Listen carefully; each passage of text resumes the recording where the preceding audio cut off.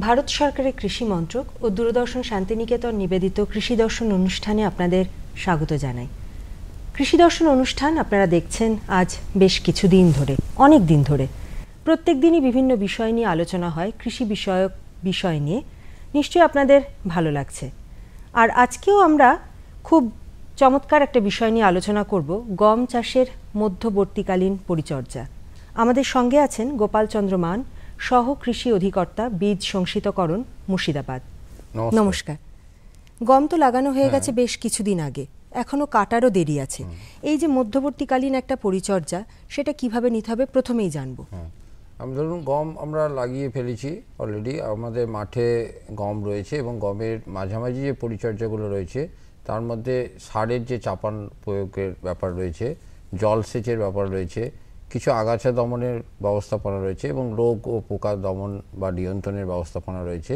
এগুলো যদি আমরা ঠিকঠাকভাবে করতে পারি, দেখব আমরা যে গমের জন্য যে ফলন আশা করি সেই ফলনটা আমরা ঠিক পেতে পারি আর কি।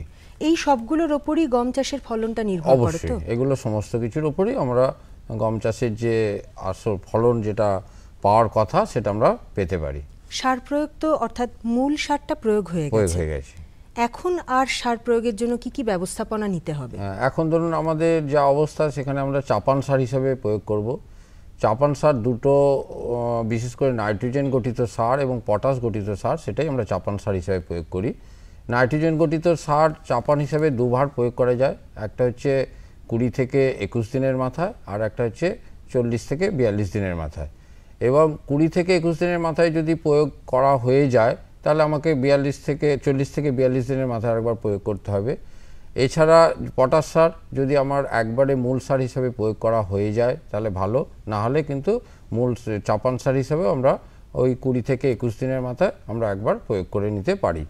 এখানে সারের ব্যাপার হচ্ছে যে সাধারণভাবে আমরা যদি আমাদের জমির উর্বরতার মান হিসাবে আমরা সার প্রয়োগ করার কথা বলি, সেখানে আমরা 16 কেজি নাইট্রোজেন, 8 কেজি ফসফেট এবং 8 কেজি পটাশ সার আমরা প্রয়োগ করতে পারি। যদি জমির একটু সেচ সেবিত হয়, যদি অসেচ সেবিত হয়, মানে সেচ নেই এরকম জমি হলে তাহলে সারের পরিমাণ একটু কমে যাবে। আর যদি জমির মান খুবই কম হয়, উর্বরতা মান, সেখানে আমরা 20 কেজি নাইট্রোজেন, 10 কেজি ফসফেট এবং 10 কেজি পটাশ সার প্রয়োগ করলে ভালো হয়। এছাড়া ধরুন আমরা যেটা হচ্ছে আমাদের দেখা যাচ্ছে যে আমাদের দীর্ঘদিন ধরে সার প্রয়োগ করতে করতে বা জমি থেকে ফসল তোলার ফলে যে অনুখাদ্যের প্রয়োজনীয়তা গমের চাষের পক্ষে ভীষণভাবে জরুরি। এবং সেই অনুখাদ্যগুলির মধ্যে আমরা বলতে পারি যে ম্যাঙ্গানিজ জাতীয় অনুখাদ্য, সেটা ঠিকভাবে যদি প্রয়োগ করতে পারি, বোরন যদি ঠিকভাবে প্রয়োগ করতে পারি এবং মলিবডেনাম যদি ঠিকভাবে প্রয়োগ করতে পারি, তাহলে আমাদের ফলন আমরা যেটা পাওয়ার আশা করি সেটা পাবো। এবং সেখানে আমরা ম্যাঙ্গানিজ যদি প্রয়োগ করতে হয়, যদি আমরা মোটামুটি দেখা যাচ্ছে যে ম্যাঙ্গানিজের ঘাটতি আমাদের প্রায় সর্বত্রই আমরা দেখতে পাই। এবং বিশেষ করে গ্রামীণ ফ্যামিলি, যেহেতু এই ফ্যামিলিতে ম্যাঙ্গানিজের মানে চাহিদা ফসলের বেশি থাকে। এবং আমরা 3 কেজি বিঘা প্রতি আমরা প্রয়োগ করতে পারি। এবং সেই 3 কেজি বিঘা প্রতি যদি প্রয়োগ করি, তাহলে একবার প্রয়োগ করলে 2 থেকে 3 বছর প্রয়োগ করার প্রয়োজন নাই। এছাড়া আমরা জলে গুলে ম্যাঙ্গানিজ চিলেটের যে জিঙ্ক আছে সেটাও প্রয়োগ করতে পারি বোরনের ক্ষেত্রে। এবং সেই প্রয়োগ বিধি হচ্ছে আমার 20 থেকে 21 দিনের মাথায় একবার, আর 40 থেকে 42 দিনের মাথায়। প্রত্যেকটা অনুখাদ্যেই আমরা দুবার স্প্রে করে প্রয়োগ করলে সবথেকে ভালো হয়, সে মাটির উর্বরতা শক্তি জানা থাকুক বা না থাকুক। বোরনের ক্ষেত্রেও আমরা ওই 20 থেকে 21 দিনের মাথায় একবার, আর 40 থেকে 42 দিনের মাথায়, এবং মলিবডেনামও আমরা প্রয়োগ করতে পারি। ম্যাঙ্গানিজের হার আপনার 0.5% সলিউশন। বোরনের ক্ষেত্রে আমরা যদি জলে গোলা বোরন হয়, সলিবর যেটা আছে সেটা 0.51%, এছাড়া 0.2%, এবং যদি মলিবডেনামের ক্ষেত্রে হয় 0.05%, এটা আমরা প্রয়োগ করলে আমাদের ভালো আমরা ফল পেতে পারি। এই যে সারের ক্ষেত্রে যেরকম একটা সময়ের কথা বলছেন, 40 থেকে 42 দিনের মাথায় ইত্যাদি ইত্যাদি, সেচের ক্ষেত্রে ঠিক সময়টা কোনটা এবং তার প্রয়োগ বিধি কি? ধরুন গমের সেচের ব্যবস্থাপনার উপর নির্ভর করে কিন্তু গমের ফলন ভীষণভাবে নির্ভর করে। এবং শুধু তাই নয়, আমরা সাধারণভাবে বলি যে গম চাষ করুন বোরো চাষের পরিবর্তে, তার একটাই কারণ সেচ কম লাগে এবং 1 একর বোরো চাষ করতে যে পরিমাণ জল লাগে সেই পরিমাণ জলে আমরা প্রায় 4 থেকে 5 একর জমি পর্যন্ত গম বুনতে পারি, অনেকটাই বুনতে পারি। এবং যেহেতু জলের অপ্রতুলতা, জল একটা এখন ভীষণ একটা ক্রাইসিস চলছে আমাদের, মাটির জল বলুন ওপরের জল বলুন সমস্ত কিছুর ক্ষেত্রে, সেই জন্যে সেচের জল যেটা আমরা প্রয়োগ করব সেটা গমের ক্ষেত্রে দেখা গেছে যে যদি একটা মাত্র সেচের সুবিধা থাকে সেটা অবশ্যই যখন মুকুট শিকড় ছাড়ছে ওই 20 থেকে 21 দিনের মাথায় তখন প্রয়োগ করব। যদি দুটো সেচের ব্যবস্থাপনা সুযোগ পাই তাহলে আমরা ওই সময় ওই 20 থেকে 21 দিনের মাথায় একটা প্রয়োগ করব, আর একটা প্রয়োগ করব ফুল আসার সময় এটা, এবং সেটা 60-65 দিনের মাথায় আসে। আর যদি 3টে সেচের আমাদের সুবিধা থাকে তাহলে আমরা প্রথমটা মুকুট শিকড়ের সময়, দ্বিতীয়টা ফুল আসার সময়, তৃতীয়টা আমরা করব কি 40 থেকে 45 দিনের মাথায় যখন আমার পাশকাঠি ছাড়ছে। এবং যদি মোটামুটি 4টে যদি জলসেচ আমরা দিতে পারি তাহলে আমাদের ফলনটা ভালো হয়। এবং শেষ যদি আমার 4টে সেচের ব্যবস্থা সুযোগ থাকে তাহলে আমরা শেষটা যখন ওই জাস্ট গমটা আমার দুধ অবস্থা থেকে পুষ্টির দিকে যাচ্ছে সেই সময় প্রয়োগ করব। কিন্তু সেচের ক্ষেত্রে একটা কথা বলার, যে সেচে গম যখন সেচ দেব তখন জমিটাকে একটু অল্প অল্প করে ভাগ করে নিলে ভালো হয়। এবং যেহেতু আমরা সেচটা জমির ওপর দিয়ে মানে একদম জমি দিয়ে সেচ দেওয়া হয়, সেই জন্যে জল যেন না দাঁড়িয়ে যায় সেচ দেওয়ার পর, সেটা কিন্তু মাথায় রাখতে হবে। আর একটা মাথায় রাখতে হবে, সেটা হচ্ছে যদি এই যে সময়গুলোর কথা বললাম, এই সময় যদি মাটিতে পর্যাপ্ত রস থাকে এবং বৃষ্টি যদি হয়ে থাকে তাহলে আর কিন্তু সেচ দেওয়ার দরকার নেই। অনেক সময় আমরা ভাবি যে সেচ দেওয়ার সময় এটাই, অতএব সেচ দিতেই হবে, কিন্তু মাটিতে যদি পর্যাপ্ত রস থাকে বা বৃষ্টি হয় তাহলে আর সেচ দেওয়ার সময় এই সময় দরকার নেই। জমিটাকে মোটামুটি রাখতে হবে। হ্যাঁ, জমিতে জল দাঁড়ালে গমের পক্ষে ভীষণ ক্ষতি হয়। লাগানো তো হয়ে গেছে, একটা বড় সমস্যা দেখা দেয় হচ্ছে আগাছার উপদ্রব। এই আগাছা কিভাবে দমন করা সম্ভব? আগাছা দমনের ব্যাপারে আমরা যেটা বলি যে আমাদের হচ্ছে যে আগাছা যদি ঠিকমতো নিয়ন্ত্রণ বা দমন না করা যায় তাহলে দেখা যায় প্রায় 30% পর্যন্ত ফলন কমে যেতে পারে গমের ক্ষেত্রে। এবং সেই জন্যে আগাছা দমন অবশ্যই জরুরি, এবং সেটা হচ্ছে 20 থেকে 21 দিনের মাথায় যখন মুকুট শিকড় ছাড়ছে তার ঠিক আগে আগে আমাদের আগাছা দমন করতে হবে। আর একটা হচ্ছে ওই 40 থেকে 42 দিনের মাথায়। এখানে যেহেতু লেবার ক্রাইসিস চলছে, অনেক মজুরির দাম বেড়ে গেছে, সেই জন্য আমরা অনেক সময় রাসায়নিক হিসেবে ব্যবহার করতে পারি। রাসায়নিক হিসেবে ব্যবহার করার যেটা হচ্ছে যে আমার প্রথম পর্যায়ে যদি 1 সপ্তাহের মধ্যে কিছু রাসায়নিক আছে যেগুলো ব্যবহার করলে ভালো হয়, সেই পিরিয়ডটা আমার যেহেতু চলে গেছে, এখন চওড়া পাতায় যেগুলো রয়েছে, বিশেষ করে বেথো শাকের যে একটা বেথো গাছের একটা আগাছা খুব প্রাদুর্ভাব দেখা যায়, সেক্ষেত্রে আমরা 2,4-D সোডিয়াম সল্ট এটা আমরা ব্যবহার করতে পারি। এবং সেটা হচ্ছে ওই 70 গ্রাম প্রতি 80 লিটার জলের জন্য, মানে 1 ড্রাম যে ওষুধগুলো স্প্রে করা হয় তাতে 7 গ্রাম করে দিয়ে আমরা স্প্রে করতে পারি। এছাড়া করা যায় এই 70 গ্রাম ওষুধটাকে নিয়ে আমরা বালি বা ইউরিয়া যখন চাপান সার দেওয়া হবে তার সঙ্গে মিশিয়ে আমরা এটাকে দিতে পারি। তবে একটা জিনিস মনে রাখতে হবে, এই রাসায়নিকটা প্রয়োগ করার সময় যেন একটু মাটিতে রস থাকে সেই ব্যাপারটা নজর রাখতে হবে। এরপরেই যেটা জানতে চাইবো একটু বিশদে, যে রোগ পোকার আক্রমণ হলে সেগুলোকে কি করে নিয়ন্ত্রণ করতে হবে? হ্যাঁ, গম ধরুন শীতকালীন ফসল, যদি আবহাওয়া ভালো থাকে সাধারণত রোগ পোকার খুব একটা প্রাদুর্ভাব দেখা যায় না। তবু আমরা দেখেছি যে পোকার মধ্যে যেগুলো আসে সেটা হচ্ছে উই পোকার একটা উপদ্রব দেখা যায়, উই পোকা হয়। তারপরে হচ্ছে মাজরা পোকার একটা উপদ্রব দেখা যায়। কিছু গমের শীষের দেখবেন মাঝে মাঝে দেখা যায়, চাষি ভাইরা দেখে যে কুকড়ে গিয়ে বাঁকা হয়ে গেছে, সেটা আর কিছুই না, এয়ার ক্যাকল বলে একটা রোগের প্রাদুর্ভাব দেখা যায়। ইঁদুরের কিছু উৎপাত হয়, কিছু শোষক পোকার উৎপাত হয়। এছাড়া রোগের মধ্যে আছে বাদামি একটা ধুলো রোগ হয়, এবং এছাড়া আমার কিছু হয় যেটা ভুসা রোগ হয়, হ্যাঁ, কিছু পাতা ধসা রোগ হয়, হ্যাঁ, তাছাড়া গোড়া পচা রোগ, এগুলোই সাধারণত ক্ষেত্রে দেখা যায়। এগুলোর ক্ষেত্রে বলবে যে যদি বাদামি যেটা খুব রোগের মধ্যে খুব উল্লেখযোগ্য সেটা হচ্ছে, এবং গমের খুব ক্ষতি করে সেটা ভুসা রোগ। এবং ভুসা রোগ হয়ে মানে জমিতে আসার পর তাতে খুব বেশি রাসায়নিক প্রয়োগ করা বা রাসায়নিক ওষুধ দিয়ে কোনো কিছু লাভ হয় না। সেক্ষেত্রে আমরা বলি যে ওই ভুসা রোগটাকে যাতে আপনার ভিজে কাপড় বা চট দিয়ে তুলে নেওয়া যায়, সেটাই সবথেকে ভালো, এবং করতেই হবে যাতে ওই রোগটা পরবর্তী ক্ষেত্রে ছড়িয়ে না পড়ে। এছাড়া যেটা হচ্ছে, যদি উইপোকার উপদ্রব হয় তাহলে ক্লোরোপাইরিফস 50% ইসি যেটা পাওয়া যায় সেটা মোটামুটি 1.5 গ্রাম থেকে 2 গ্রাম জলে মিশিয়ে যদি আমরা স্প্রে করতে পারি তাতে ভালো কাজ হয়।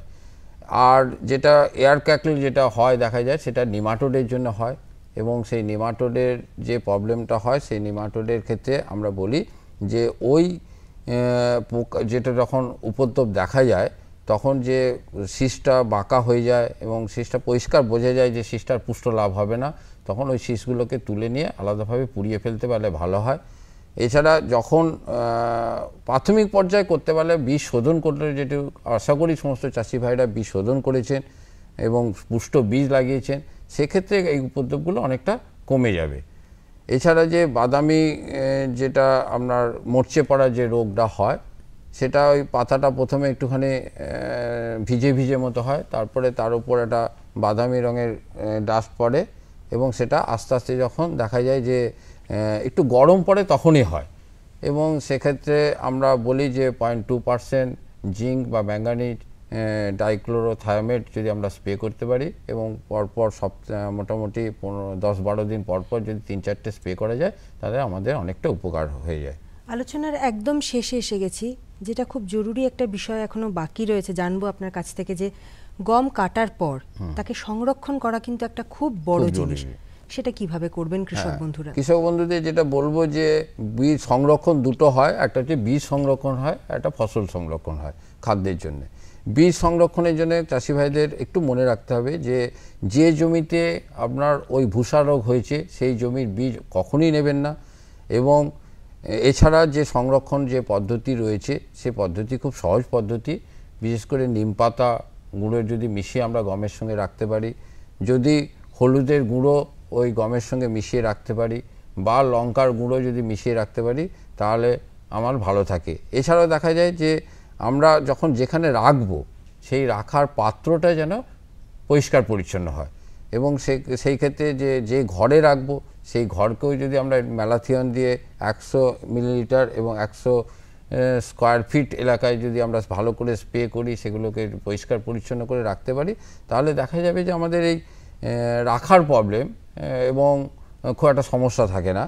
আর রাখতে গেলে আর একটা জিনিস মনে রাখা দরকার চাষি ভাইদের, সেটা হচ্ছে যে খুব ভালো করে শুকিয়ে রাখতে হবে।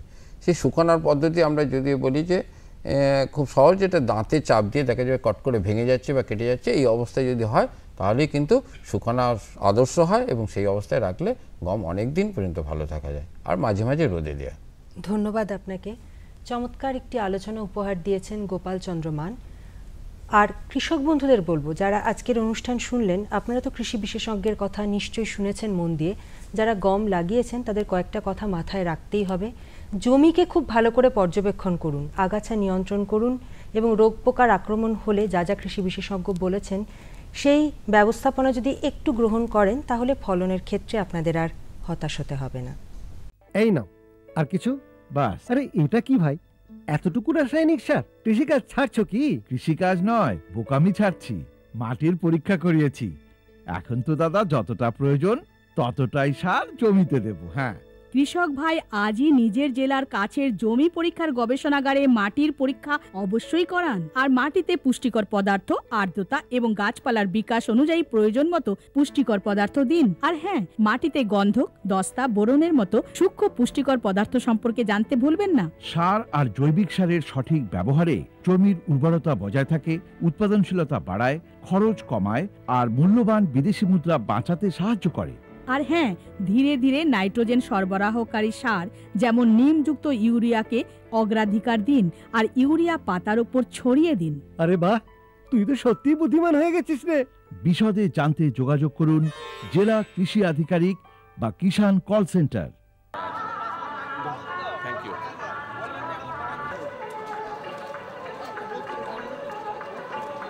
কৃষি বিভাগের পরিচালনায় মাটি, কৃষি, উদ্যান পালন, মৎস্য ও প্রাণী সম্পদ মেলা সারা রাজ্যে প্রতিটি ব্লকে আয়োজন করা হয়েছে। বীরভূম জেলার বোলপুরে এই মেলা আয়োজিত হয় গত 12ই জানুয়ারি থেকে 3 দিন ধরে।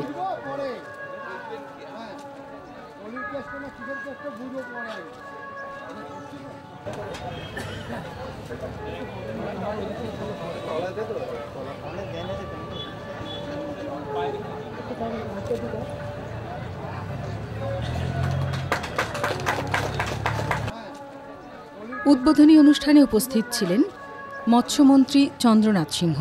তিনি জানান, কৃষি, মাটি, কৃষি, উদ্যান পালন, পশুপালন ও মৎস্য এই দপ্তরগুলোকে যুক্ত করে করা হয়েছে। উদ্দেশ্য একটাই, যে আধুনিক পদ্ধতি চাষবাস থেকে শুরু করে নানা রকম যে মানে জিনিস আছে সেগুলোকে মানুষের সামনে তুলে ধরা, সাধারণ গ্রামীণ বাংলার মানুষ যারা সেই পদ্ধতিতে কৃষি চাষ করে তাদের ফসল বেশি পান, বা কেউ মৎস্য চাষ করে ফসল মাছ বেশি পান, বা পশুপালন যাতে আরও বেশি করতে পারে। বীরভূম জেলা পরিষদের সভাধিপতি বিকাশ রায় চৌধুরী বলেন, কৃষির ক্ষেত্রে আজকে সেই স্লোগান হয়েছে মাটি, কৃষি, উদ্যান পালন, মৎস্য প্রাণী সম্পদ মিলন মেলা। বাংলার এই সকল দপ্তরগুলো মানুষ ভুলে যেতে বসেছিল। যে দপ্তরটা খুব গুরুত্বপূর্ণ দপ্তর, কৃষি, উদ্যান পালন, মৎস্য এবং প্রাণী সম্পদ, আমরা তো মনে করি একটা সময় এই দপ্তরগুলো যেন কোনো কাজই ছিল না, অথচ খুব গুরুত্বপূর্ণ দপ্তর। মানুষকে সজাগ করা, মানুষকে সচেতন করা এবং কৃষকের পাশে দাঁড়ানো, একটা সময় এই দপ্তরগুলোর কোনো দায় দায়িত্ব ছিল বলে আমরা মনে করি না। কিন্তু বাংলার পরিবর্তনের সঙ্গে সঙ্গে বাংলার মুখ্যমন্ত্রী বাংলার মানুষের কাছে সেই বার্তা পৌঁছে দিয়েছেন এবং এই দপ্তরগুলোকে যেভাবে গুরুত্ব দিয়ে কাজ করাচ্ছেন, বাংলার প্রতিটি প্রান্তে এবং বীরভূম জেলার প্রতিটি প্রান্তে আজকে চাষি এই দপ্তরের মাধ্যমে হাজার হাজার উপকৃত হচ্ছেন। শ্রী জেলা পরিষদের সভাধিপতি শ্রী বিকাশ রায় চৌধুরী মহাশয় তুলে দিচ্ছেন। এছাড়াও অনুষ্ঠানে উপস্থিত ছিলেন বিধায়ক মনিরুল ইসলাম। কৃষি বিভাগের উপ অধিকর্তা প্রশাসন প্রদীপ কুমার মণ্ডল দূরদর্শনকে জানান, আমরা গত বছরে মাত্র একদিনের মেলা করেছিলাম। এবছরে আমাদের মাননীয় মুখ্যমন্ত্রীর নির্দেশে এবং কৃষি দপ্তরের নির্দেশে আমরা মেলাগুলো করছি 3 দিনে। 1 তারিখ থেকে 21 তারিখের মধ্যে আমাদের সারা বীরভূম জেলায় সমস্ত ব্লকে এই 3 দিনের মেলা করতে হবে। অলরেডি আমরা রামপুরহাট সাব ডিভিশনে এবং অন্যান্য জায়গায় শুরু হয়ে গেছে। আমাদের মানে সমস্ত জায়গাতেই আমরা যেটা দেখতে পাচ্ছি যে মেলা হচ্ছে একটা মিলন ক্ষেত্র। এবং শুধু তাই না, কৃষি না, এখানে দেখুন নামটা কি না, মাটি, কৃষি, উদ্যান পালন, মৎস্য ও প্রাণী সম্পদ দপ্তর সকলকে নিয়ে মানে একটা কনভার্জেন্স। মানে সেই বলতে গেলে যেমন আমরা মাল্টি সিটি হসপিটালের মতন আমাদের কৃষি সঙ্গে যে আনুষঙ্গিক যে দপ্তরগুলো সবাইকে নিয়ে এক ছাদের তলায়, যাতে বিভিন্ন ধরনের চাষিরা যারা আসছে, কেউ হয়তো ধান চাষ করে, আবার কারোর মাছ চাষ আছে, আবার কেউ কম্বাইন করে, সব ধরনের তারা এই এক ছাদের তলায় সব ধরনের আধিকারিক থেকে শুরু করে সমস্ত যে গভর্নমেন্টের এই মুহূর্তে কি কি কাজ হচ্ছে এবং কি কি সুবিধা পাওয়া যায় এইগুলো পাওয়ার জন্য বিভিন্ন দপ্তরের কাছে তারা সব জানতে পারবে। এবং আমরা যতগুলো জায়গাতে এখনো শুরু হয়েছে বা হচ্ছে, প্রত্যেক জায়গায় চাষিদের কিন্তু অভূতপূর্ব সাড়া পাওয়া যাচ্ছে। প্রশিক্ষণের জন্য কি বিশেষ ব্যবস্থা রয়েছে? আমরা প্রশিক্ষণের জন্য যেটা ব্যবস্থা করেছি, এই মানে বিশ্বভারতীর যেমন খোলা মঞ্চে খোলা মাঠের মধ্যে যে ধরনের প্রশিক্ষণ শিবির করা হয়, আমরাও কিন্তু ঠিক 3 দিনই আমাদের প্রশিক্ষণ শিবির থাকছে বিভিন্ন দপ্তরের। মানে একদিনে হয়তো 2-3টে করে দপ্তরকে আমরা নিচ্ছি। Agriculture, horticulture, sericulture, ARD, fishery, সব দপ্তরের আধিকারিকরা এবং এক্সপার্টরা আসছেন, থাকছেন এবং চাষিদের সঙ্গে মত বিনিময় করছেন। এবং প্রত্যেকটা ব্লকের বিভিন্ন জিপির থেকে আমরা মানে জনপ্রতিনিধিদের অনুরোধ করেছি, তারা চাষিদের নিয়ে আসছেন এবং প্রশিক্ষণ নেওয়ার ব্যবস্থা করা হচ্ছে রেগুলার। এবং শুধু তাই না, এছাড়াও আমরা মানে সন্ধ্যের দিকে আমরা একটা ট্যাবলো বার করেছি, সেই ট্যাবলোর মাধ্যমে সেখানেও আমরা মানে লাইভ ডেমনস্ট্রেশনেরও ব্যবস্থা রেখেছি, সমস্ত কিছু হাতে কলমে শেখানোরও ব্যবস্থা করা আছে।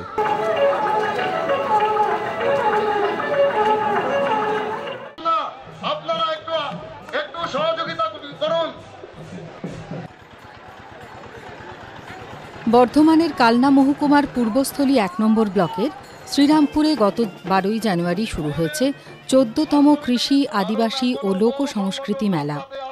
এলাকার ক্ষুদ্র কুটির শিল্প ও প্রাণী সম্পদ দপ্তরের মন্ত্রী স্বপন দেবনাথের উদ্যোগে প্রতি বছরই এই মেলা হয়ে থাকে। এই মেলার উদ্বোধন করেন জেলা শাসক সৌমিত্র মোহন। উপস্থিত ছিলেন জেলা সভাধিপতি দেবু টুডু সহ একাধিক বিশিষ্ট ব্যক্তি। পশ্চিমবঙ্গ সরকারের কৃষি দপ্তর কৃষকদের উৎসাহিত করতে তাদের উৎপাদিত দ্রব্যের প্রদর্শনীর আয়োজন করেছেন। এছাড়াও ভারতের বিভিন্ন প্রান্তের শিল্পীরা বিভিন্ন ধরনের সাংস্কৃতিক অনুষ্ঠান এখানে পরিবেশন করেন। কৃষি সামগ্রীর পাশাপাশি মেলায় বসেছে একাধিক স্টল। এই মেলা সম্পর্কে কালনার সহ কৃষি অধিকর্তা বিষয়বস্তু পার্থ ঘোষ আমাদের জানান, পশ্চিমবঙ্গের সমস্ত ব্লকে পশ্চিমবঙ্গ সরকারের বিভিন্ন দপ্তর তথা কৃষি, প্রাণী সম্পদ, মৎস্য সমস্ত দপ্তরের সহযোগিতায় আজকে কৃষি মেলাটা অনুষ্ঠিত হতে চলেছে। এই মেলার উদ্দেশ্য হচ্ছে মিলনস্থল, অর্থাৎ বিভিন্ন দপ্তরের যে সুযোগ সুবিধাগুলো আসে আজকে চাষি ভাইরা, বিভিন্ন কারণে চাষি ভাইরা কিন্তু আজ দপ্তরের কাছে আসতে চান না বা বিভিন্ন ভয়ের কারণে আসতে চান না। আমরা চাই কৃষি মেলার মাধ্যমে বিভিন্ন দপ্তরের কি সুযোগ সুবিধা আছে জনসাধারণের জন্য সেটা সবার কাছে তুলে ধরা। এটা ছাড়াও আজকে দপ্তর কাজ করছে যেভাবে কাজ করছে এবং এই কাজ করতে গিয়ে কী কী সমস্যার সম্মুখীন হচ্ছেন চাষি ভাইরা, সেখানে কিন্তু আজ বিস্তারিতভাবে আলোচনা হচ্ছে। এই মেলার মাধ্যমে একদিকে কৃষিতে যেমন কৃষিজাত দ্রব্য প্রদর্শনী হচ্ছে, অর্থাৎ যে সকল চাষি ভাইরা আজকে কৃষিক্ষেত্রে বিভিন্নভাবে এগিয়ে এসেছেন তাদের আমরা তুলে ধরছি, তাদের কৃষক রত্ন দিয়ে পুরস্কৃত করছি। প্রাণী সম্পদের ক্ষেত্রে একইভাবে যে সকল চাষি ভাই নতুনভাবে আজকে গোজাতীয় যে ফসলগুলো আছে সেখানে ভালোভাবে চাষ করছেন সেগুলো এখানে তুলে আনা হচ্ছে। আজকে বিভিন্নভাবে কৃষি দপ্তর যেভাবে বা তার সহযোগী দপ্তরগুলো এগিয়ে চলেছে তা সাধারণ মানুষের কাছে তুলে ধরার জন্যই এই মেলার আয়োজন করা হয়েছে।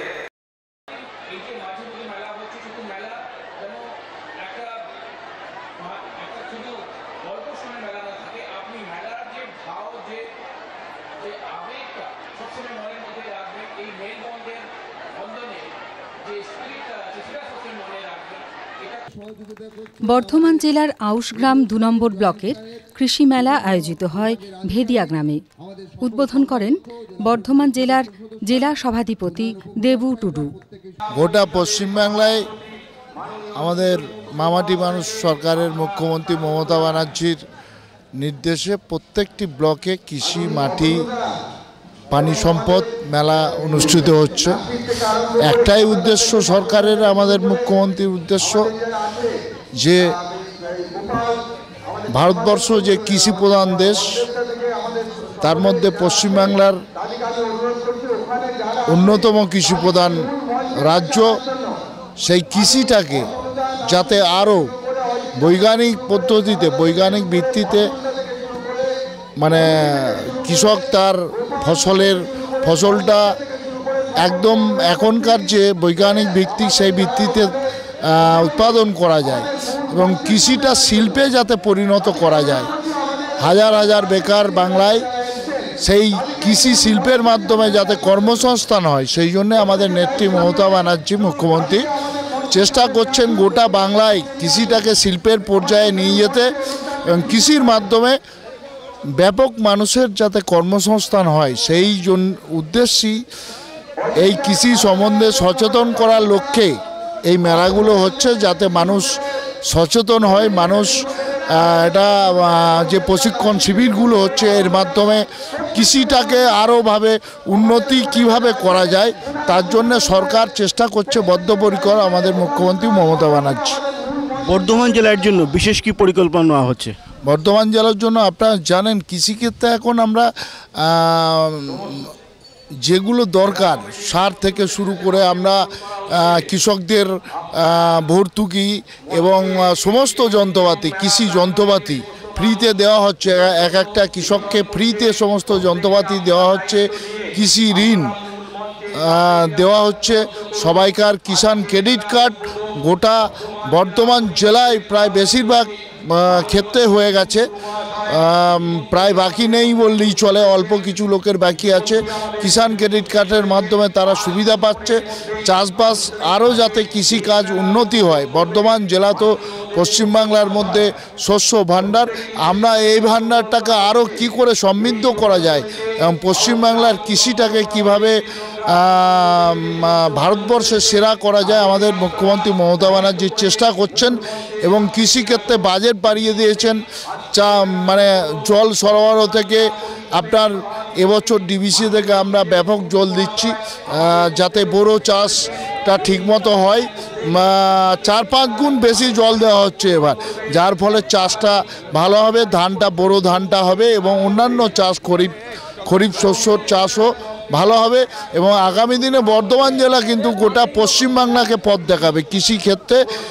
বর্ধমান জেলা যে শস্য ভাণ্ডার সেটা আরও নতুন করে আমাদের সুন্দর করে মানুষকে সঙ্গে নিয়ে এই উৎপাদিত ফসল যাতে আরও হয়, বেশি করে উৎপাদন হয় এবং উৎপাদিত ফসলের দাম যাতে পায়, সরকার চেষ্টা করছে বদ্ধপরিকর। মুখ্যমন্ত্রী কৃষকদের জন্য ভাবছেন, এত টাকা লোন দেওয়া হচ্ছে, দাদন দেওয়া হচ্ছে, সাবসিডি দেওয়া হচ্ছে এবং সমস্ত যন্ত্রপাতি ফ্রি দেওয়া হচ্ছে।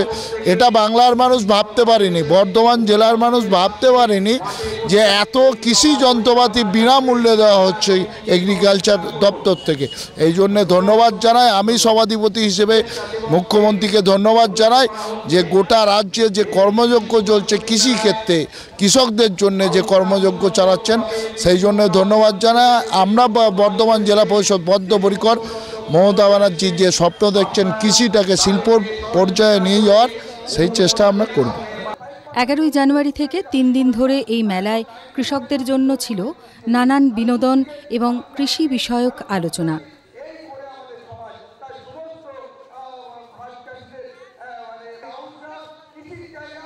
এই মেলা সম্বন্ধে আমাদের জানান আউশগ্রাম 2 নম্বর ব্লকের সহকৃষি অধিকর্তা সুকান্ত মুখোপাধ্যায়। কৃষি মেলা দেখুন, এটা তো আমরা মানে 7টা গ্রাম পঞ্চায়েত আছে, তার মধ্যে আমাদের একটা গ্রাম পঞ্চায়েত আগের বছর করেছিলাম, এই বছর আমাদের ভেদিয়া গ্রাম পঞ্চায়েতের পালা। তো যেহেতু এখানে ম্যাক্সিমাম মোর দ্যান 98% মানুষ কৃষিজীবী, সেই জন্য চরম উৎসাহ উদ্দীপনা এবং আমরা এখানে কৃষি মেলাতে যোগ দেওয়ার যে আকর্ষণ সেটা আমরা লক্ষ্য করছি বিভিন্ন বিভাগে আর কি। সেখানে স্টল সাজানো থেকে শুরু করে বিভিন্ন প্রদর্শনী দেওয়ার থেকে শুরু করে এটা আমরা খুব উৎসাহ এবং উদ্দীপনা কৃষকদের মধ্যে লক্ষ্য করছি এবং যেটা গতবার থেকেও বেশি। এই মেলায়, এবছরের মেলায় আপনারা কি রাখছেন? এবার তো আমাদের অনেক কিছু আছে, আমরা 2টো প্রদর্শনী করেছি, এছাড়া বিভিন্ন ধরনের সার, আমাদের সার নতুন যে সমস্ত ফ্লোয়েবল ফার্টিলাইজারগুলো এসছে সেগুলো দেখানোর চেষ্টা করছি। এছাড়াও বিভিন্ন লিটারেচার, বিশেষ করে ধান চাষ, আলু, যেহেতু আলুর চাষটা বেশি করে হয় সেই আলু চাষ দিয়েছি। তাছাড়া drum seeder, SRI, zero tillage, নতুন যে প্রযুক্তিগুলো আমাদের কাছে এসছে সেগুলো আমরা তুলে ধরেছি। এছাড়া আমাদের যে প্রকল্পগুলো আছে সেই প্রকল্পগুলো অ্যাকচুয়ালি কী করে মানুষ এখান থেকে বেনিফিট পেতে পারে সেটা রেখেছি। বিভিন্ন যন্ত্রপাতির যে সাবসিডি স্কিম আছে সেইটা আমরা রেখেছি। এছাড়া যে সমস্ত নতুন প্রকল্পগুলো আমাদের নতুন করে আসছে সেগুলো সম্বন্ধে মানুষকে অবহিত করার চেষ্টা করেছি।